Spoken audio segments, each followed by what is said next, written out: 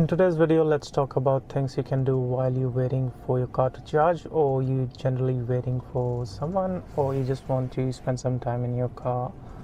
If you go to the main menu of the car, there's things that you can do is theater, arcade, and toy box. So let's see what we have in toy box. I think the main attraction for that is you can create some tracks, use sketchpad to draw something. And there's other fun features, but these are more like other things that you can do, like changing your car color and other. It's not something you would want to do like while you're especially waiting for someone. And that brings us to the theater section of the car menu. So you can actually watch Disney Plus, Netflix, stream something on Twitch, or if you haven't seen it already, watch some Tesla tutorials by Tesla. But my favorite is having ability to actually watch YouTube. It's funny, I played a video and it started to show an ad of EV6, which is another fantastic electric cars, if you don't know it already. So to play YouTube, Netflix, or any such things, you need to have a active internet connection, or you can always turn on the hotspot of your phone and you would be able to play videos that way as well. The arcade is something which doesn't need internet, but apart from that, I think this is more fun. You can just relax, put your seats back, and just enjoy something that you want to catch up on. And let's go and have a look at the arcade. If you're interested in something like karaoke, you have that option as well. I haven't tried this one yet, but let's go and do some arcade.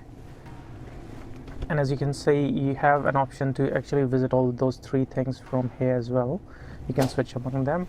And arcade does offer multiple games that you can play while you're waiting. I have played chess, as well as my favorite, which is beach buggy racing.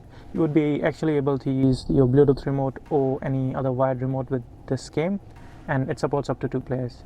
You can even use the screen of your car to play, or as most of the people like to play, they can play with the steering wheel.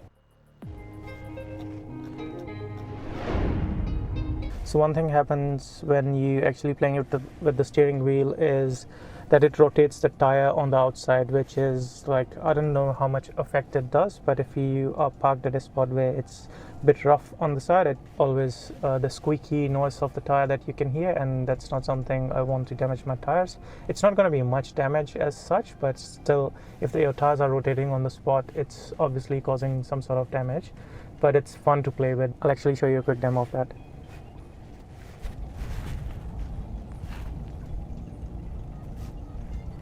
So as you can see, I turn the wheel and it turns. It's fun for sure.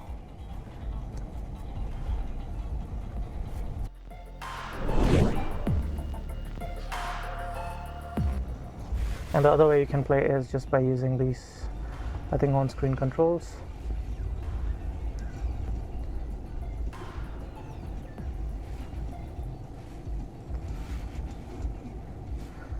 Nonetheless, it's a fun game that you can enjoy while you're parked at the spot, or even better if you got a controller that you like to play with.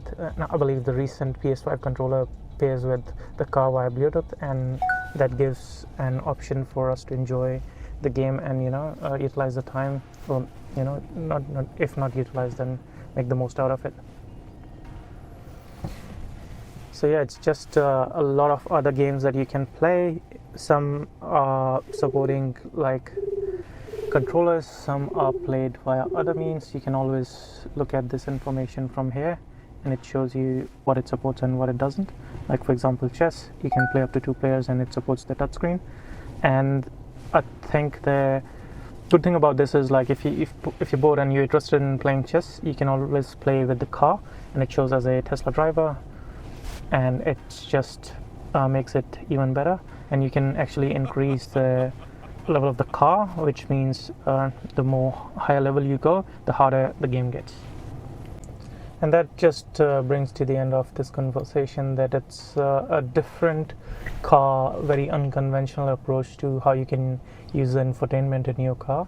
And the better part is like the YouTube and other things, but it's always fun to know that you can play a game or two if you feel like it. And it's been a while since I played these games, but my nephew and nieces love this feature, and they always request to play a game whenever they can. And that could be another thing which you need to be aware of. Like, kids love these features, and there's heaps more games. Like, I haven't even tried or started these games yet, but the only game I've played more than any other thing is the Beach Buggy Racer, which is fantastic. I'm still waiting for my PS5 controller to arrive, and I'll try and pair it with the car and show you how it works. And that's it for this video. So to recap, you would be able to play games without any internet connection, but if you want to play any videos or streaming service, you need to have a Wi-Fi connection via your phone, or if you have Wi-Fi connected at your home, you can do it then. Could be a good place to just kick back and relax, because the sound system of the car is amazing, and you can actually enjoy your favorite show on Netflix just by being in the car. The other way of using these features is enabling the premium connectivity, and if you have the premium connectivity, which is currently marked at $10 per month, you would be able to use the streaming features without actually connecting it to your hotspot, which is great, but it's still $10 a month, which doesn't make much sense for us or our use case currently. It does upgrade some other things, like you can have a better navigation layout, and the other thing it supports is like you can stream music over Spotify or Tidal. But as I said, for our use case currently, it doesn't make much sense to pay $10 a month. But nonetheless, it's a good feature to have. So I reckon that's it for this video, and I'll see you in the next one.